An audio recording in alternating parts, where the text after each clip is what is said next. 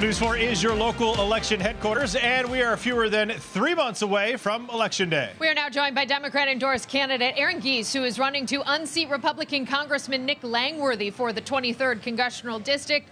Aaron, thank you so much for joining us. It's great to be with you, Dave and Kelsey. Thanks very much for having me. Yeah, I know you've been around the fair talking to folks.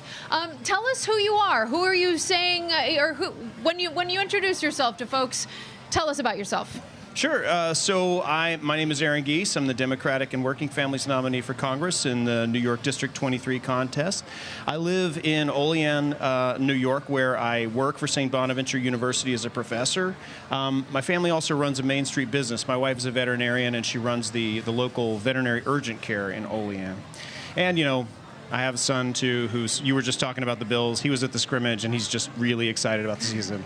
We all are. Yeah. Give us some of your platforms. What are you running on to unseat the incumbent? What are some of your priorities should you win and be sent to Capitol Hill? So we want to make a good life affordable for everyone. I don't think that'll be a surprise to anyone who's been watching for the last half hour.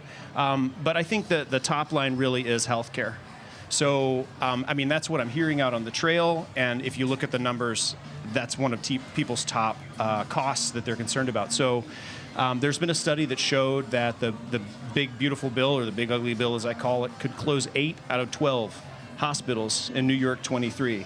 Now, you know, UB would not be one of those hospitals, but you think about what happens if every hospital across the southern tier closes, if all those clinics and nursing homes close. We've lost 5 nursing homes since 2024 in New York 23. I mean, there really is a crisis coming for our health care.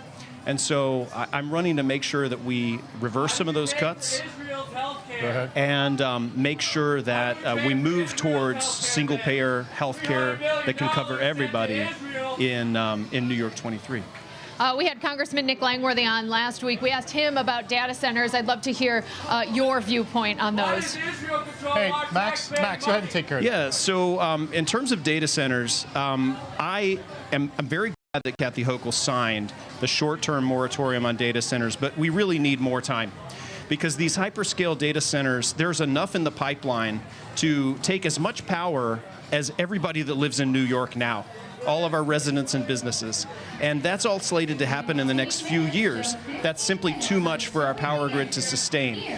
We absolutely do need to build out more generating resources so that we're making more electricity. People's utility bills are already sky high. I'm hearing from people who've had their electricity bills triple in the last year.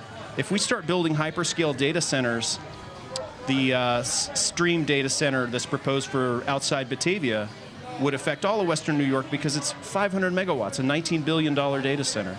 And that's not even to talk about the environmental impacts. So I oppose these data centers. Should you be elected, what do you think you could do from Capitol Hill in terms of imposing that power from the federal government on this issue that it seems at this point seems to be a state issue because it's being decided at this point by the states?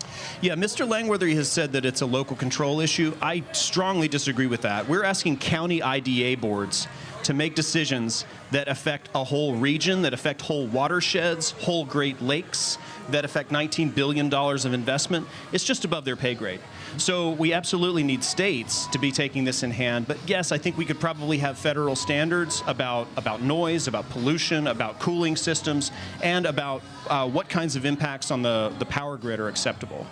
Again, we had Congressman Langworthy on last week. He mentioned the debate that is going to happen between you and him on WETM. That is our sister station. That's happening in October. Very exciting. We will air that on WIVB.com. You're asking for more debates, though. Can you talk about that? Yes, certainly. So I should say, you know, I've reached out directly to Congressman Langworthy, and I'm hopeful that we'll get more debates, and we'll have announcements to make soon.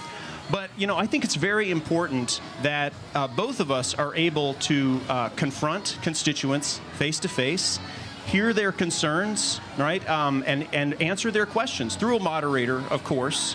But Congressman Langworthy has made it a habit not to do live town halls. I'm doing 100 town halls before Election Day. I'm getting to every little town in this district, and that's because I want to hear from people directly. When I spoke to Congressman Langworthy, he said that I live in a bubble. I hope that's not true. I think we both, left and right, need to be getting out of our bubbles more. And I think live debates are a great way to do that. And that's why I've asked for 4 in each region of this district.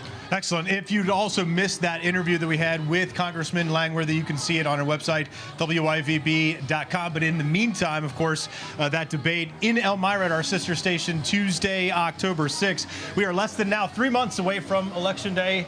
Aaron Gies, thank you so much for joining us here at the Erie County Fair. Hopefully you get to now enjoy your evening, because it's a beautiful one out there. It's a pleasure. Yeah, it's really lovely out here. If people haven't come down, they should. Agreed. We will be posting this interview on WIVB.com as well. Aaron, thank you so much. Thanks, Aaron. Appreciate Thanks, it. Dave. Thanks, Kelsey.